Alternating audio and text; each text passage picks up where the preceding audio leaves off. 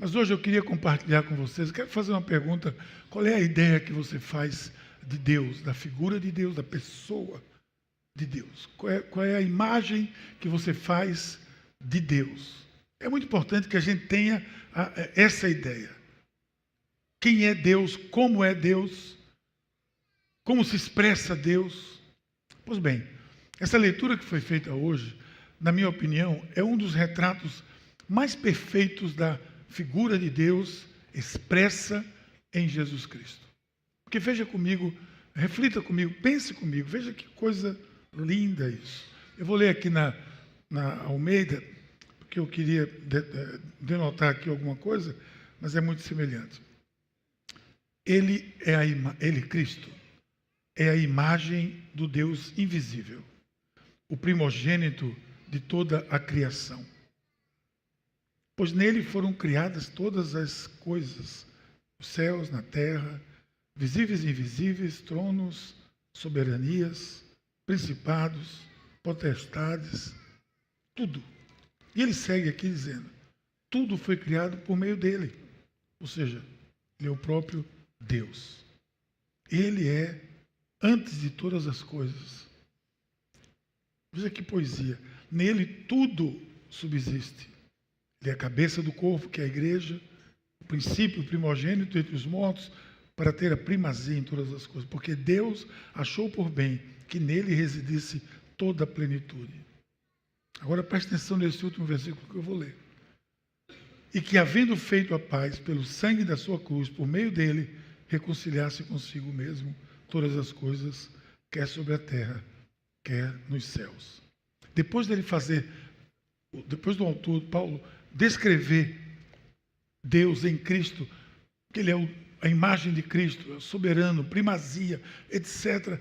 Ele vai em tudo isso e no fim ele diz uma coisa, que vai contra, vai negar aquilo que o mundo, na sua concepção, poderia pensar. Ele, tudo isso, mas ele foi na cruz e morreu pelos nossos pecados. O sangue dele foi derramado na cruz. Porque parece não fazer sentido. Como é que alguém que tem uma imagem como essa, um Deus como esse, um poder como esse, de repente eu vou dizer que ele foi e morreu na cruz.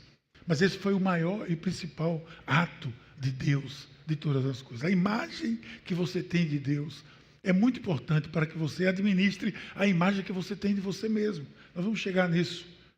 Tem coisas que acontecem na sua vida e a maneira como você interpreta, isso vai determinar, com certeza, o tipo de pessoa que você vai ser. No último domingo nós vimos aqui sobre a crer em Deus. Em que é que nós cremos? Em quem nós cremos? E o pastor Gabriel explicou aqui muito bem, porque eu assisti uma parte e posso dizer, explicou quem é a figura de Deus, a pessoa de Deus que nós cremos. Agora nós queremos traçar uma imagem de Deus. Não somente quem é esse Deus, mas como ele age, como ele se apresenta para nós. Essa série de mensagens, Destruindo os Mitos que Nos Fazem Sofrer, ela é muito importante, porque muitas coisas na nossa vida nós sofremos ou temos consequências porque um dia nós cremos ou acreditamos em algum mito que foi criado a respeito de Deus, acima de tudo de Deus, que prejudicaram a nossa vida, que nos fizeram nos desviar do propósito de Deus, porque nós entramos, de repente acreditamos ou cremos que aquilo era verdade. Você crê, como nós cremos como cristãos, que nós somos criados à imagem e semelhança de Deus. Muito bem. Observe que os mitos acerca de Deus, se você observar esses mitos acerca de Deus, a maneira como você vê Deus pode afetar a maneira como você vê você mesmo. Pense comigo. Se você crê que você foi criado à imagem e semelhança de Deus, a maneira que você vê Deus pode afetar a maneira que você mesmo se enxerga. Isso pode ser um espelho para você. Então hoje nós vamos falar um pouco acerca dessa coisa, como você vê a Deus. Você foi feito, repito, à imagem e semelhança de Deus. Como é que Deus realmente é? Uma vez eu fiz aqui uma mensagem falando um pouco sobre isso, e eu falei de Jesus Cristo dizendo assim: o que é que as pessoas dizem de Jesus? Porque Jesus perguntou aos seus discípulos: o que é que estão dizendo por aí quem eu sou? E os discípulos foram dizer que você é o mestre, que você é isso. Pois bem, vamos lá. O que é que as pessoas dizem que Jesus é? Não, ele é um mestre. Muito bem, ele é um mestre, não tenha dúvida, mas ele não é só isso. E mesmo assim, se ele é um mestre, é um contrassenso uma pessoa dizer: não, eu creio em Jesus, mas creio como um mestre. Ok, se você tem um mestre, você tem que crer naquilo que esse mestre ensina. Se você o considera um mestre, se você é um professor, se você está na sala de aula, tem um professor, um mestre, dando uma aula, você está ali porque você quer aprender com ele e aplicar na sua vida ou com ela. Então, se é um mestre, aplique aquilo que esse mestre está dizendo. As pessoas dizem: Jesus é um mestre, como se ele é um mestre, mas eu não tenho nada a ver com ele. Não. Se eu o considero mestre, eu vou atrás do que ele ensina, não é verdade? Não é isso que acontece no dia a dia por aí. Alguém vai dizer ainda que Jesus é um sábio. Muito bem, é um sábio, não é verdade? Não houve sábio maior que ele.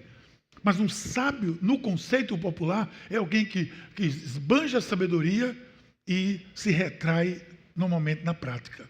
É muito sábio na teoria, mas na prática nada acontece. Um sábio é um pensador que joga pensamentos às vezes ao léu. Mas na prática de vida, muitas vezes tem filósofos gregos que viviam dentro de um tonel. Muito bacana dizer que a vida é isso ou aquilo e se socar dentro de um tonel e viver lá dentro. Então, a pessoa diz: Jesus é um sábio. Ok, é um sábio, mas não é só isso. Porque se ele é um sábio, se eu o considero um sábio, eu quero saber que sabedoria é essa. Eu quero para mim essa sabedoria. Quer ver uma outra coisa que dizem de Deus e de Jesus especialmente? Jesus é um espírito de luz. Pois é, ele é um espírito e é um espírito de luz, é verdade. Na realidade, ele é a luz do mundo. Mas não é só isso. Porque nesse contexto que a pessoa vai dizer que ele é um espírito de luz, a pessoa está muitas vezes evitando que essa luz ilumine ela mesma. É tudo uma contradição. São mitos que se criam. E Jesus veio e ele destruiu todos os mitos, todos os conceitos errôneos, todos os estereótipos acerca de Deus. Até ali, Deus era visto como alguém distante. Até Jesus, Deus era visto como alguém muito distante.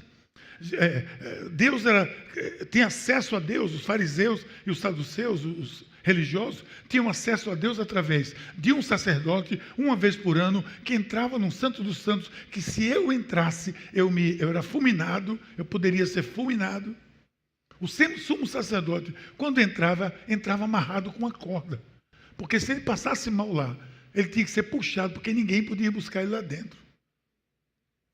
Esse era o Deus que havia a concepção. Jesus vem na nova aliança e traz o conceito de um Deus que agora se aproximou do ser humano, chegou até o ser humano. Eu acredito que por conta dessa concepção de Deus, desse Deus distante, foi que Maomé inventou a religião dele.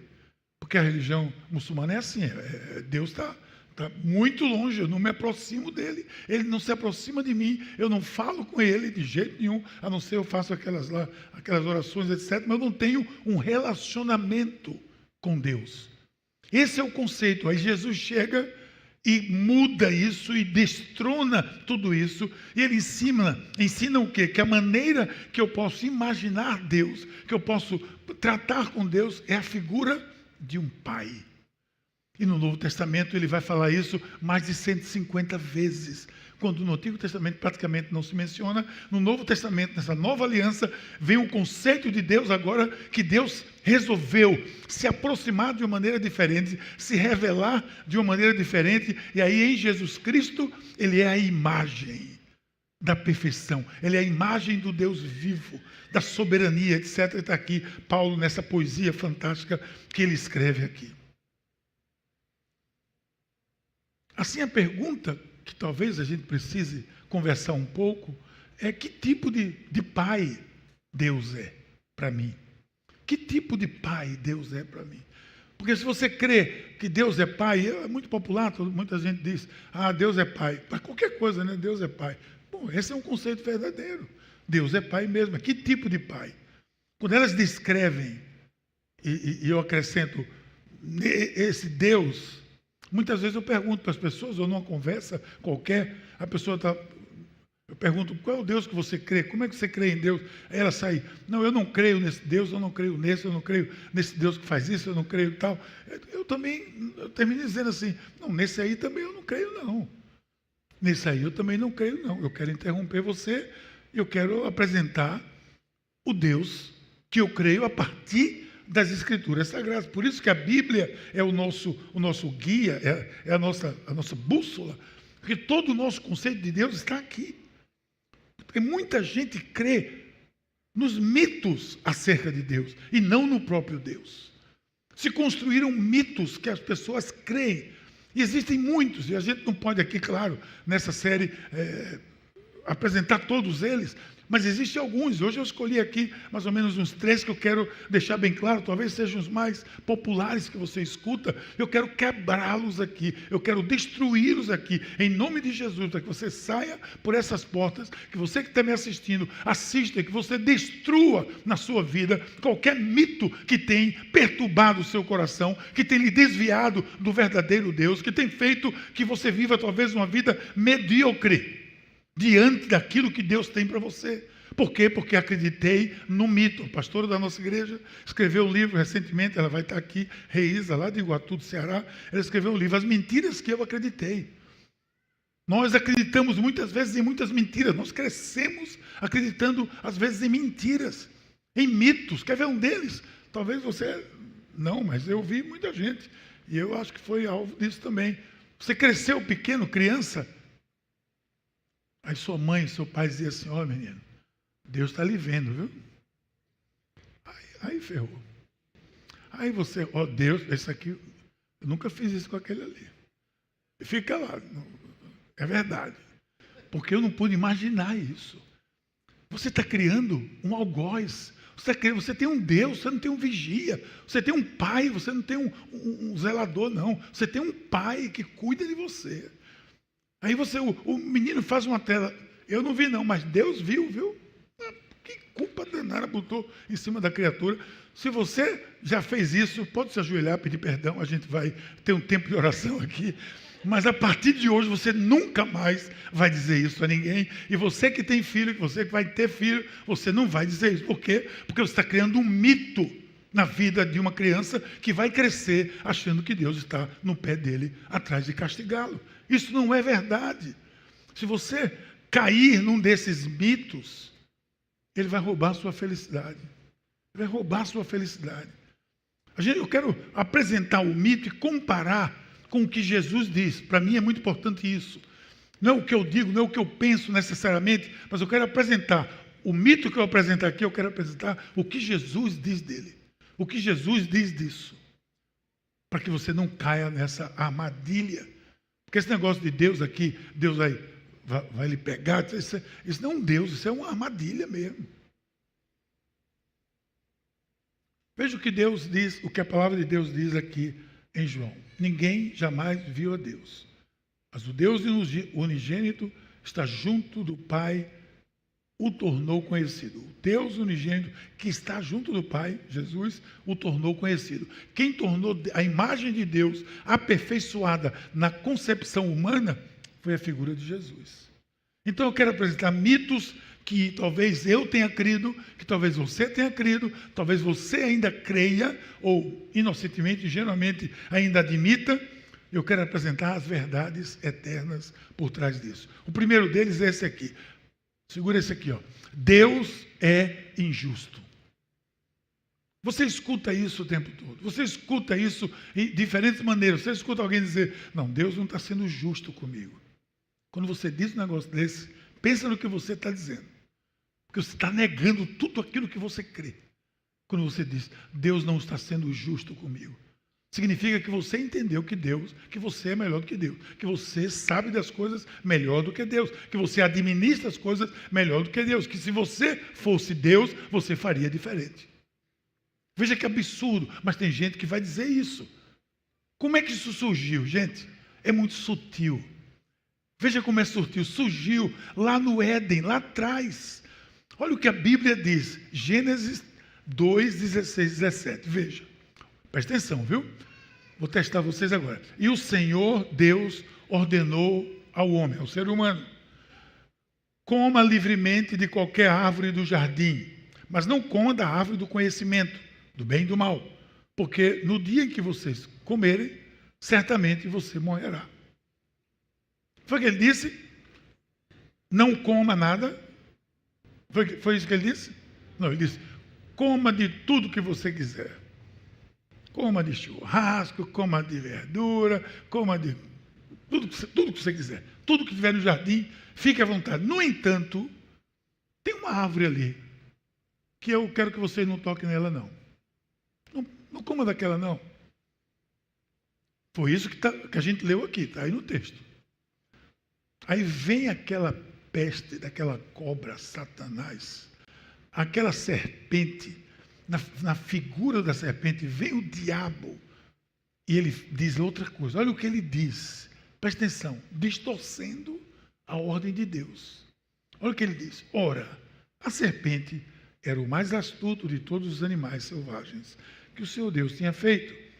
E ela perguntou à mulher: foi isso mesmo que Deus disse? Não comam de nenhum fruto da árvore do jardim? Perniciosa. Você está entendendo o que Satanás tentou incutir e conseguiu incutir na cabeça daquele casalzinho abençoado? Ele disse: foi isso que Deus disse? Foi isso mesmo que Deus disse? Não comam de nenhum fruto das árvores do jardim? Deus disse: não coma daquela árvore, daquele pé de maçaranduba, de pitanga, aquela maçã, que ninguém sabe o que é. Não sei porque disseram que é uma maçã, mas tudo bem. Não coma daquilo ali. O resto, fique à vontade. Aí vem Satanás e diz: como é que Deus disse mesmo? Não coma de nenhuma fruta. Você não pode comer nada. Deus está tolhendo você. Deus não é justo. Deus está tolhendo a sua liberdade. E o povo acreditou nisso.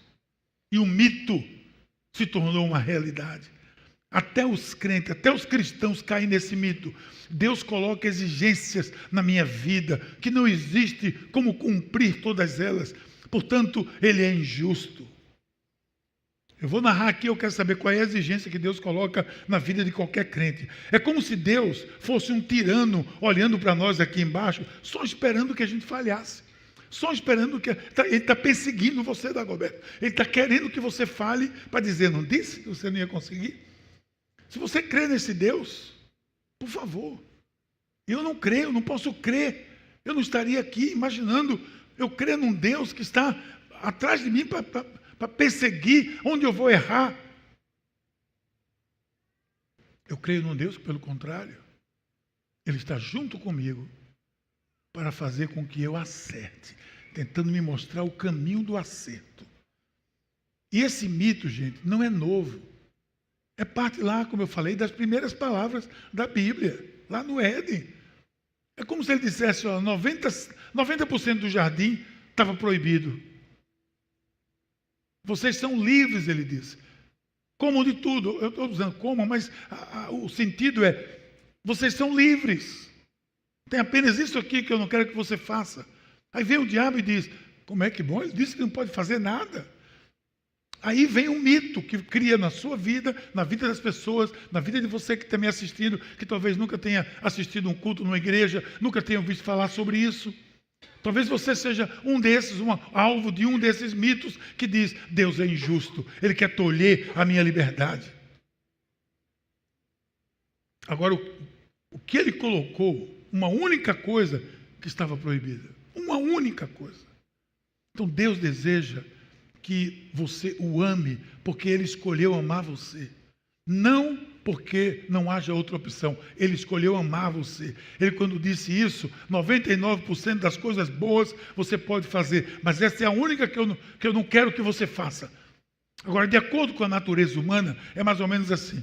Se Ele autoriza você a fazer 99% e diz: deixa esse 1% de lado, onde é que você vai? No 1%. Não sei por que a gente é assim, mas é assim. Vou dizer mais. Vocês já viram aquelas pegadinhas que tem na TV? Eu vi uma que é assim. Tem um negócio assim. Tem um negócio escrito assim: não olhe aqui dentro. Aí o pessoal passa. O quê? Cai não. O pessoal passa e fica aquilo aí. Olha. Não é isso, Dagoberto? Para que olhar? Tem uma placa dizendo: não olhe aqui dentro. Silvinho, tem um negócio dizendo: não olhe aqui dentro. Para que você foi olhar? Levou um bolo na cara. Aí tem um parque bonito, gente, para todo canto. E no meio do parque tem um botão vermelho assim. Você não aperta esse botão. Aí o cara passa, olha, aí volta, e a câmera fica filmando, daqui a pouco o cara vai lá e puf, toca. Aí dá aquele negócio, cai todo mundo, o alarme, o povo toma um susto danado. O que tinha escrito? Não toque nesse botão. Podia tocar em todo o canto do parque, podia subir nas árvores, podia correr, podia fazer o que quisesse. Mas tinha um avisozinho: não toque aqui. É aqui que você vai tocar. Essa é a natureza humana. E aí quando você toca e leva um choque, você vai dizer: que injustiça. Que injustiça é essa? Olha o que Deus diz: de toda a árvore do jardim você pode comer livremente. Ele disse de uma, ele disse de duas, disse de toda a árvore. Deus está dando liberdade, está ensinando ao ser humano o que é fazer uma escolha. Porque Deus não criou robô, Deus não criou seres autômatos, pessoas que vivem apenas dentro de uma regra, de uma máquina, de um pensamento assim. Deus criou pessoas que têm escolha. Você vai ter sempre uma escolha para fazer. E o começo dessa escolha foi aqui. Agora Satanás vem pouco depois e diz: é assim que Deus disse? É assim que Ele faz com a gente. Ele está dizendo, Ele está tentando fazer parecer que Deus é injusto. E assim, na maioria das vezes, fica tentando parecer que Deus é injusto, que Deus é um tirano, que Deus não quer que você tenha alegria, que você tenha felicidade. Você tem um filho adolescente, por exemplo, ou um jovem, sei lá, um filho adolescente, você diz para ele: olha, filho, você vai lá na festa, tudo, e você volta às 11 da noite. O senhor não está querendo que eu seja feliz.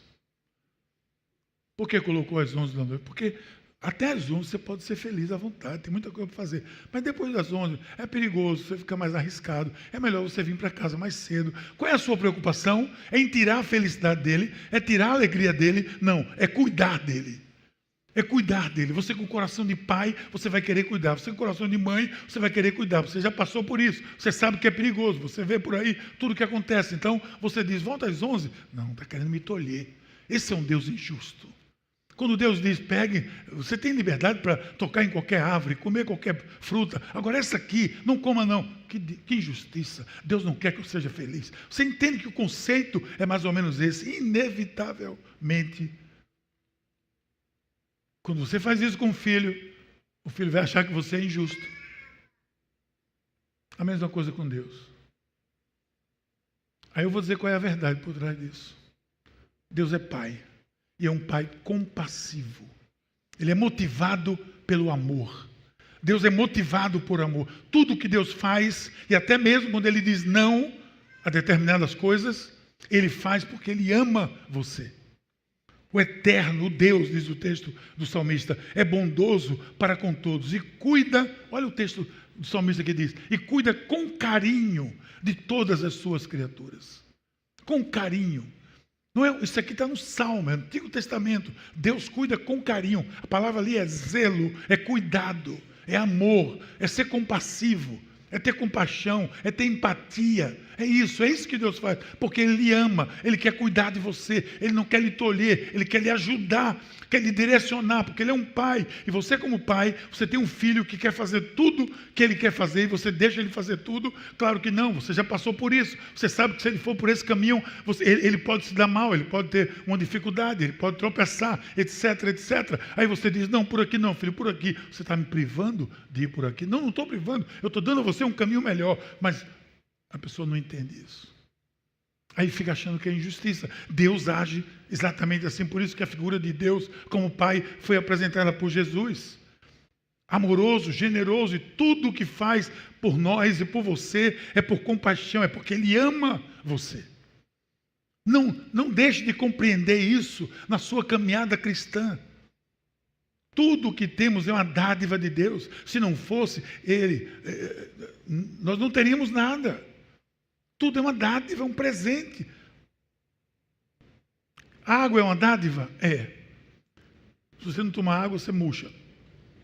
Ok, a água é uma bênção, mas ela pode ser uma tragédia. Experimente passar 5 minutos lá embaixo dela. Você morre. Quer dizer, alguns não morrem, mas a maioria morre. Não vai aguentar. Mas não é uma bênção a água? Depende de como é usada. A gente pode usar as coisas de maneira errada. Quer ver uma coisa? O sexo. Notei que umas pessoas acordaram agora quando eu usei essa palavra. O que é que ele vai falar mesmo? Calma. Você também aqui, calma. Vê bem. O sexo é uma dádiva de Deus. O sexo é uma dádiva de Deus. Aliás, nós só estamos aqui por causa do sexo. Porque Deus usa o sexo. E as pessoas dizem, Deus é injusto, porque Ele me dá, presta atenção, viu? Não fica olhando para o lado, não. Porque Ele me dá atração e depois me proíbe. É esse o conceito. É esse o conceito popular. É esse o conceito que esse mundo tem. Esse é o mito que quer se criar de Deus. Mas deixa eu explicar a você. Será que o sexo, mesmo sendo uma dádiva, pode ser usado de maneira errada? Eu garanto a você que sim. Quando a pessoa reclama, Deus é injusto porque Ele faz isso comigo, depois impõe limites. Nós temos limite em tudo na vida. Você pode imaginar o que seria do mundo se o sexo fosse usado de acordo com o propósito de Deus? Você pode imaginar o que seria do mundo? Eu posso adiantar para você. Eu posso adiantar, as pessoas não teriam muitas das doenças que têm, não haveria abuso, não haveria estupro, não haveria crianças e adultos sendo molestados, não haveria corações partidos, lares divididos por causa de infidelidade, não haveria casamentos forçados, não haveria culpa nem vergonha. Isso é apenas uma síntese de que se o sexo, que é uma bênção, fosse utilizado e usado de maneira que Deus recomenda nas Escrituras, dentro do casamento, nada disso aconteceria. Nada disso aconteceria. Mas o ser humano diz, Deus é injusto, porque Ele me dá a vontade, mas me tolhe, me coloca limites. Todos nós temos limites e devemos ter. Uma sociedade sem limite é uma sociedade anárquica. Nós não somos anarquistas. Nós somos crentes, nós cremos num Deus que coloca ordem, que colocou ordem no mundo. E para tudo tem uma ordem, para tudo tem uma organização, para tudo tem limites. Mas a pessoa, quando diz isso, é que ela quer viver sem limites, mas não quer as implicações de uma vida sem limite. O alvo do inimigo, escreva isso no seu coração. Quando Deus me diz não, é porque Ele me ama, Ele quer o melhor para mim. Eu já escutei na minha vida com Deus, nesses anos que eu sigo Jesus, muitos nãos na minha vida. E todos eles, eu escutei vários, e no momento, a maioria deles, no primeiro momento, eu não compreendi. Eu não entendi por que seria, por que isso está acontecendo. Não precisa, isso vai ser bom para mim. Muitas vezes eu fiquei questionando. Eu me lembro quando eu era profissional, eu estava trabalhando ainda na empresa que eu trabalhava, eu era pesquisador, de engenharia de pesca, eu era pesquisador, eu tinha que estudar, eu tinha que fazer curso de mestrado, doutorado, etc., para poder crescer na empresa. E eu estava já na minha caminhada para o ministério. Deus já tinha me chamado, já estava caminhando, estava estudando já no seminário, etc. Mas eu tinha um desejo de ser um pesquisador, eu queria crescer naquela área, e aí eu fui fazer concurso para a minha empresa, lá tinha um concurso interno, para que eu pudesse sair do Brasil e fazer um curso de mestrado e depois doutorado. Aí eu fiz a primeira vez, fui aprovado, o melhor projeto, etc. Aí a comissão disse, vai ser suspenso. Tá bom, ano que vem eu boto de novo. O ano que vem, coloquei de novo, fui aprovado de novo, ganhei como melhor projeto. Aí o diretor me chamou e disse, Miguel, veja bem, não é bom para você agora, vamos dar um tempo aqui. A gente vai ver outra pessoa, mas na frente a gente vê você. Ah, tá bom. No ano seguinte, só para teimar, eu botei de novo o projeto. Foi aprovado de novo. E o concurso foi suspenso, porque houve uma suspeita lá. 3 vezes. Foi a lã e a grama e a lã, a grama e a lã. Eu fiz todas as probabilidades cruzadas e errei tudo. No 4º ano, só de raiva, eu disse, eu vou botar de novo. E coloquei o mesmo projeto de novo. Eu não fui nem selecionado. Aí Deus disse, você quer ser humilhado? Então vamos lá. Você não vai ser nem selecionado. E eu dou graças a Deus por todos esses 4 nãos que eu recebi na minha vida. Porque por conta desses 4 nãos eu tomei uma direção que Deus queria para a minha vida. Não era que eu estava, Ele me mostrou que eu tinha capacidade de fazer, mas Ele estava dizendo, o caminho não é esse não, filho, é esse aqui. Me escute, não, escuta, não, escuta. Na 4ª vez eu escutei a pulso. Às vezes Deus está dizendo não a você, porque tem um monte de sim que Ele está dizendo mais na frente. Quando Jesus colocou ali, lavou os pés dos discípulos, o que foi que Pedro disse? Pedro disse, não, o meu não, aquela confusão toda, o meu senhor não vai, não vai. E teve uma hora que Jesus disse, Pedro, deixa disso. E o que eu estou fazendo agora você não entende, não. Mais tarde você vai entender. Quantas coisas na sua vida você já passou que você disse, mas não é que Deus tem razão? Não seria bom para mim? Não sei se você já passou por isso, não seria bom para mim, não seria o ideal para mim, não seria aquilo que eu entendo hoje que seria o bom para mim, não era aquilo. Pois bem, era um não que Deus deu. Escreva isso no seu coração. Quando Deus diz não, é porque Ele ama você e quer o melhor para você. O alvo do inimigo é convencer você de que obedecer a Deus e se divertir não combinam. Obedecer a Deus e ser feliz não combinam. Não é isso que esse mundo diz? Vocês aí jovens, não é isso que esse mundo diz? Ah, você quer obedecer a Deus? Então você não vai ser feliz, você não vai se divertir. O que é que significa isso? Alguém vai dizer, ele quer que você sofra, ele quer tirar a sua alegria. Se você pensar que Deus não quer que você seja feliz, você está sendo iludido pelo diabo. Olha o que o salmista diz, deleite-se também no Senhor, e Ele concederá o desejo do seu coração. Mas antes deleite-se nele. Eu não tenho dúvida nenhuma que eu me deleitei nele depois de levar essas lapadas todas, eu me deleitei nele. E hoje eu tenho uma convicção de que era isso que era o melhor para a minha vida, era isso que Deus queria para a minha vida. E é o que o meu coração mais almeja, mais quer, é viver dentro do propósito de Deus. Será que esse verso mostra que Deus está querendo fazer você sofrer? Deleite no Senhor e Ele satisfará os desejos do seu coração? Quando Ele diz peça, eu quero que você peça e você vai receber. Busque, você vai encontrar.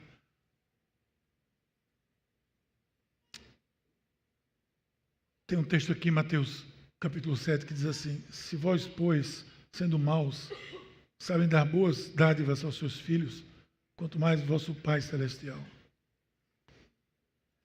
Eu quero usar muito essa comparação, porque a gente está vendo aqui uma criança ali, ó, Miguelzinho chorando ali, incomodando ele, né? A mim não, está tudo bem, Miguel está tudo em paz. Mas você que é pai, você que é mãe, você quer o melhor para o seu filho. Você quer o melhor para o seu filho. Você quer encaminhá-lo, Deus quer o melhor para você. Deus quer o seu bem, Deus é o seu Pai. É isso que Jesus veio trazer. Fuja desse mito de que Deus é injusto, que Deus não quer ver você feliz, de que Deus não quer sua alegria. A alegria do Senhor, o salmista diz, é a nossa força.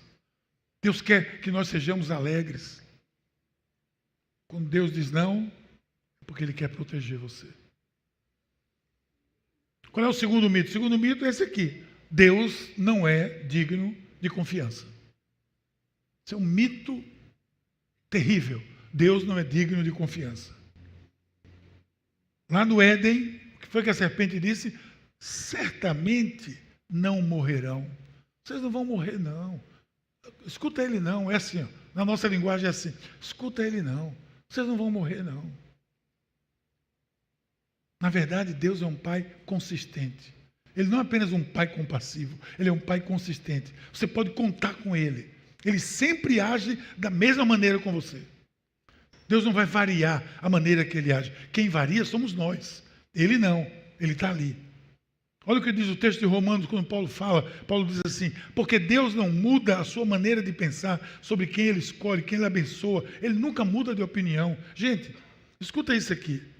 Você talvez tenha crescido em lares imprevisíveis, em lares inconsistentes, nas suas atitudes para com o dia a dia da sua vida.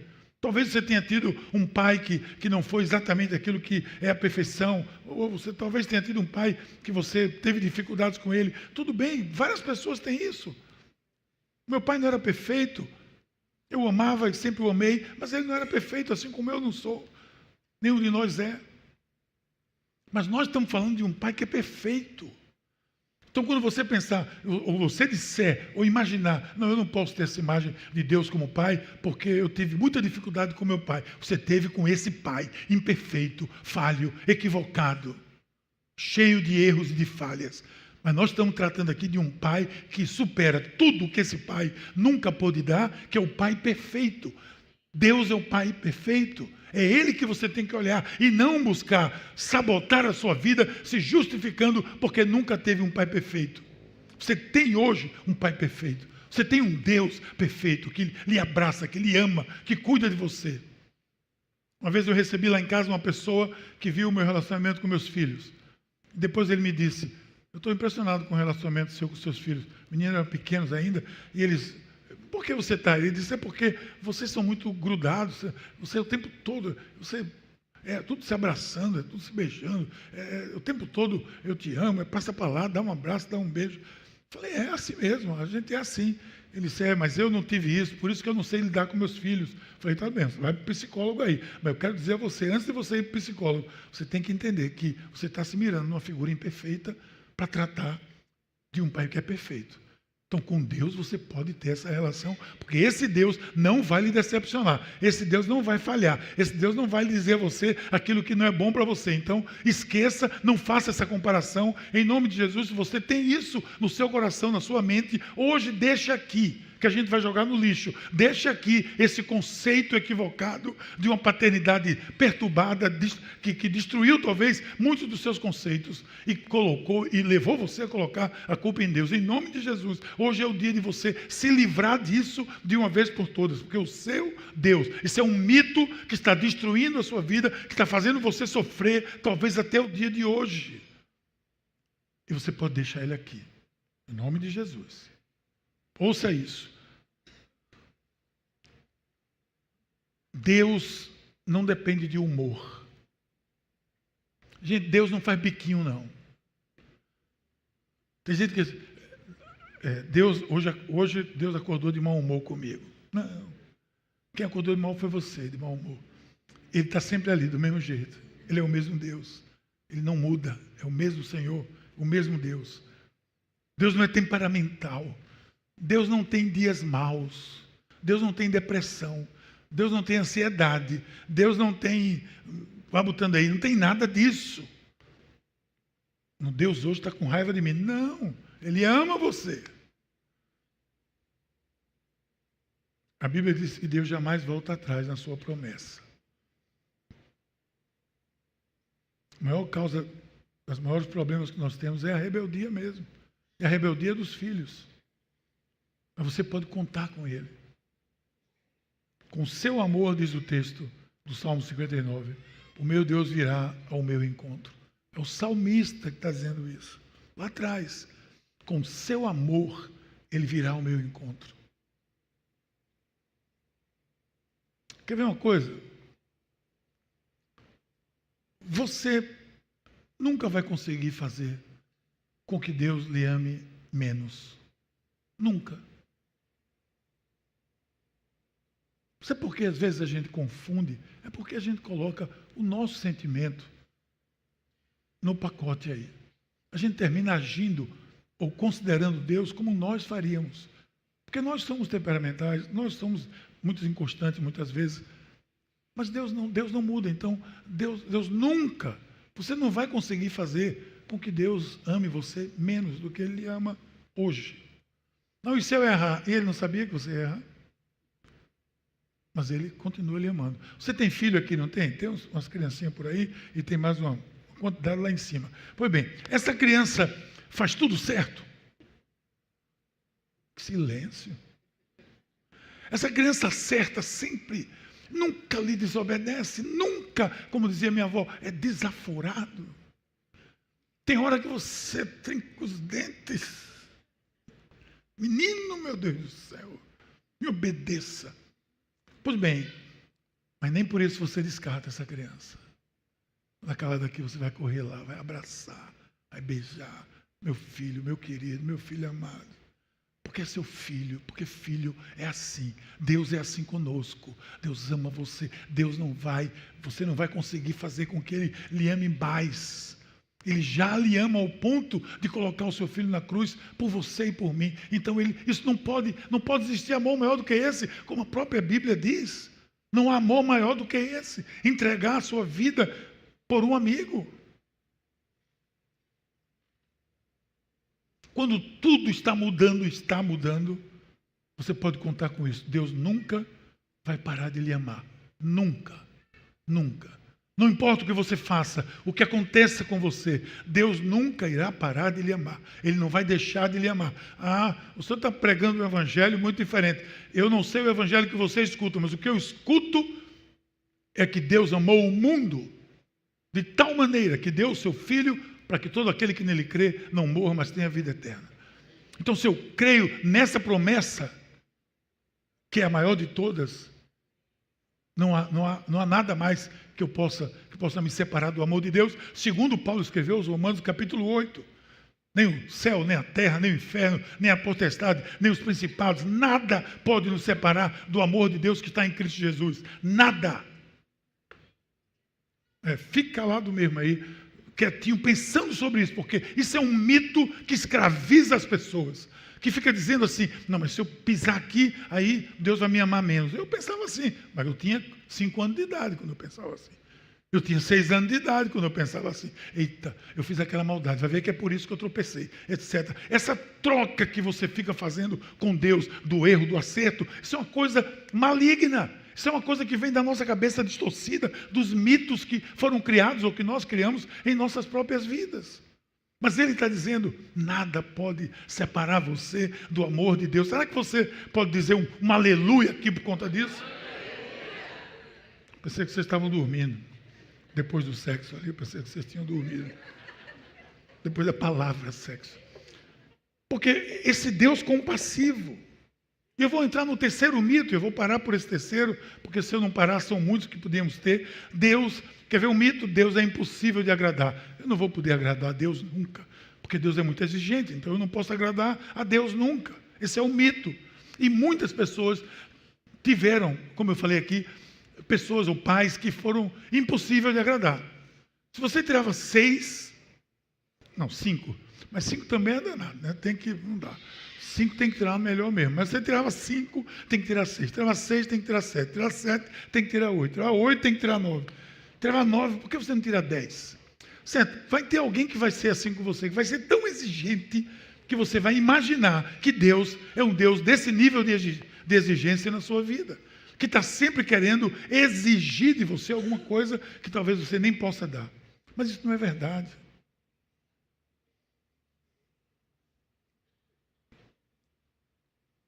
Tem pessoas que pensam que essa é a maneira que Deus é.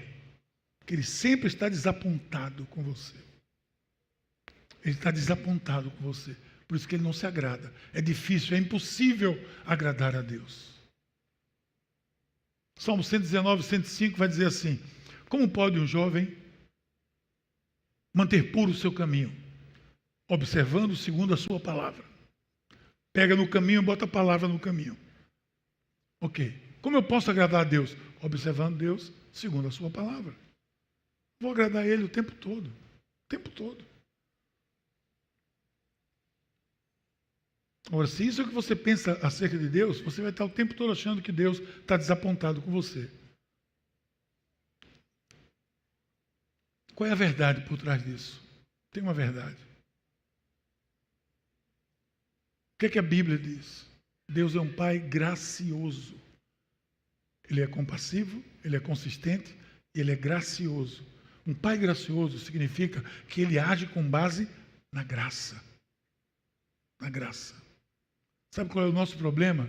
É que nós temos encarnado em nós, e às vezes, religiosamente, encarnou-se em nós de algum conceito de merecimento. De que eu recebo aquilo que eu mereço. Se nós recebemos, segundo a Bíblia, o que nós merecemos, ninguém estaria nem aqui. Um Pai gracioso significa que Ele olha tudo, Ele vê tudo, Ele dá tudo na perspectiva da graça e não na perspectiva daquilo que eu mereço. Se todos nós, mais uma vez, fomos pelo que nós merecemos, estávamos perdidos. Lá em Efésios diz que nós somos salvos pela graça, pela fé, por meio da graça. Por quê? Porque não vem de nós, é de Deus. O que você precisa para ser aceito diante de Deus? Tem gente que diz: Deus, o que é que eu preciso para ser aceito por você? A resposta eu vou dizer a você: não se choque, é nada. Você não precisa fazer nada. Você apenas precisa tomar uma decisão. E as demais coisas vão ser acrescentadas na medida que você vive a vida com Jesus, desenvolve um relacionamento, porque a sua vida cristã vai ser um relacionamento. Você simplesmente aceita o que Deus tem feito por você e não aquilo que você pode fazer por Deus. Porque no fundo, nós podemos fazer muito pouco por Deus ou praticamente nada. Mas eu tenho que aceitar tudo o que Ele fez por mim. Alguns de vocês, diz o texto de 1 Coríntios, eram assim.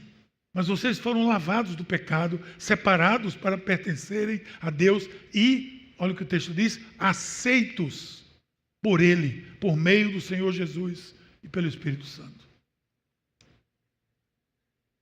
Todos nós queremos ser aceitos na vida, você simplesmente aceita a dádiva recebida através de Jesus Cristo. Essa aceitação não se baseia no seu desempenho, entenda isso. Não é o seu desempenho. Esse é um mito, é outro mito. Esse é um mito. É o desempenho. É o que eu faço. Porque você foi ensinado na vida e quer transferir isso para a sua espiritualidade com Deus, para o seu relacionamento com Deus. Se você trabalha, você precisa mostrar serviço, precisa fazer, tudo bem. Lá no trabalho é assim. Se você estuda, você tem que estudar, é assim. Tudo na vida tem essa razão, mas na sua relação com Deus não funciona assim. Aí se cria o mito do que eu preciso fazer as coisas para ser aceito diante de Deus. Deixa eu dizer algo a você. Talvez não fique chocado, mas Deus não fica desapontado com você. Em nenhum momento na sua vida, Deus ficou desapontado com você. Porque Deus conhece o seu coração. Deus conhece você muito melhor do que você mesmo. Deus conhece você melhor do que você mesmo. Como é que Deus pode se desapontar? Deus foi pego de surpresa. Ah, Miguel fez isso? Não. Ele sabe do que eu sou capaz de fazer. Ele sabe do que eu sou capaz de falhar. Ele sabe de como você é falível. Mas daí surgiu o plano. Antes da criação do mundo, Deus já havia escolhido para pertencermos a Ele, sendo unidos com Cristo, a fim de sermos somente dele, estarmos sem culpa. Olha aí, Efésios 1:4. A fim de estarmos diante dele sem culpa. É graça. A graça aconteceu ali na cruz. Foi por você, foi por mim, foi por nós, já aconteceu. Acaba, destrói esse mito que pode fazer você sofrer, esse mito de que você precisa fazer um monte de coisa, que você precisa cumprir um monte de religiosidade, que você precisa fazer um monte de regras, que você precisa vencer tudo, que você não pode falhar, que nada disso que tudo isso vai tirar você do caminho de Jesus. Claro que pode impedir muita coisa da maneira que você vive com Deus, mas se você observar segundo a sua palavra, se você observar como Deus quer, como Deus, em tudo na vida, em todas as áreas da vida, você estará com Ele. Ele disse: eu estou com vocês até a consumação de todos os tempos. Ele não tirou, Ele não retirou essa dádiva de estar conosco. Ele é fiel naquilo que Ele diz. Talvez a gente às vezes acorde pensando: Deus está desapontado comigo. Deixa eu aliviar o seu coração, filho. Deus não se desaponta com você. O que Deus faz Deus vai ajudar você a não desapontar você mesmo, mas não a Ele.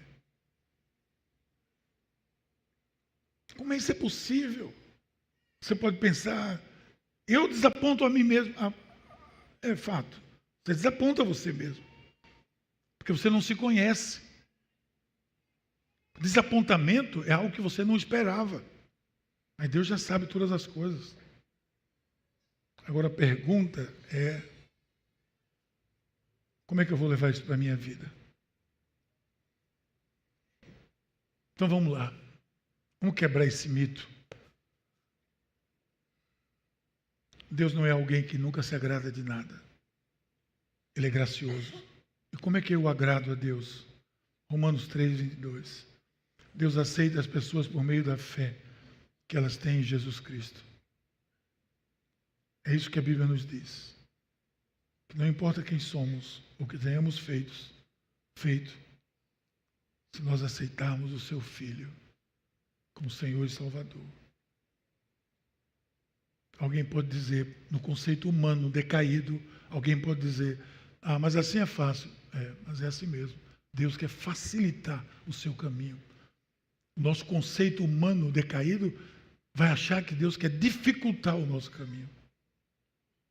Agora, Deus deseja muito que você tenha um relacionamento com Ele. Que tenha fé. Ele fez de tudo o que pôde para tornar isso possível. Ele enviou seu Filho para morrer por você e por mim. Ele quer que você tenha um relacionamento de pai, filho com Ele. Mais uma vez, eu posso imaginar que você tenha crescido com um pai que era injusto, que não se importava, que não era confiável. Esse não é o caso do nosso pai. Eu sinto muito que você talvez tenha vivido assim. Eu sinto muito que isso um dia aconteceu na sua vida. Eu sinto muito que você tenha sido exposto a sofrimento desse tipo. Você tenha sofrido e sofra ainda coisas por conta disso. Mas você tem um Pai celestial, que jamais vai ferir você. Nunca, jamais vai fazer isso. Ele deseja ser o Pai que você talvez nunca tenha tido. Pai constante, Pai gracioso, Pai amoroso, compassivo. Porque Ele ama você, só por causa disso. Até mesmo quando Ele diz não, é porque Ele ama você, motivado por compaixão. Ele quer ser esse Pai consistente. Ele nunca vai mentir para você, Ele nunca vai abusar de você, Ele nunca vai usar você. Ele sempre mantém a sua promessa, sempre faz o que é melhor para você. Não é um incômodo, mas Ele faz isso porque Ele ama você. Ele é um Pai cheio de graça. Esses mitos que nós consideramos aqui podem estar fazendo você sofrer na sua vida. Podem levar você a sofrer na sua vida. Podem ser reproduzidos através da sua vida. Mas deixa eu quebrar isso. Não importa quem você seja, o que você tenha feito, tem um antídoto para isso, chamado perdão. O perdão em Jesus Cristo, na cruz do Calvário. Ele vai aceitar você, Ele vai amar você como você nunca foi amado antes. Como você nunca foi amada antes. É esse o Deus que ama você.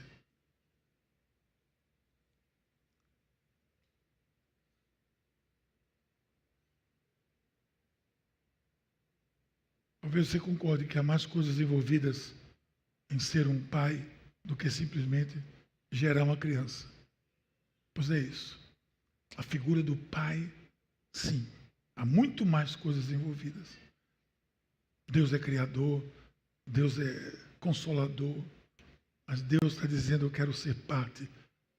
Eu quero que você venha e seja parte da minha família.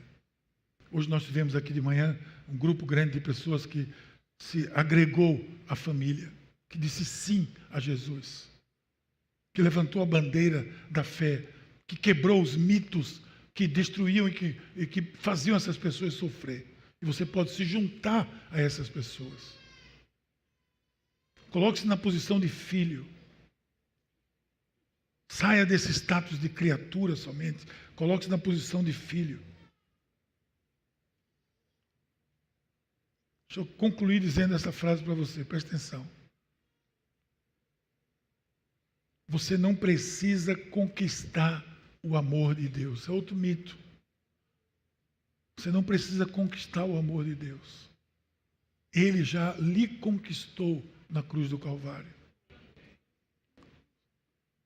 Esse é o momento onde a gente diz: venha para Jesus. Destrua esses mitos. Quebre todos eles. Talvez eles tenham feito você sofrer durante muito tempo na sua vida. Isso não faz bem a ninguém. Esse pai que ama você está aí do seu lado. Esse pai que ama você está do seu lado. Esse pai amoroso, esse pai gentil, esse pai gracioso, esse pai compassivo. Esse pai que está em busca de você esse tempo todo, lhe trouxe aqui hoje. Só para você ouvir isso. Ou você crê nisso, ou você não vai conseguir destruir os mitos que fazem você sofrer. Vamos ficar de pé, vamos encerrar com oração.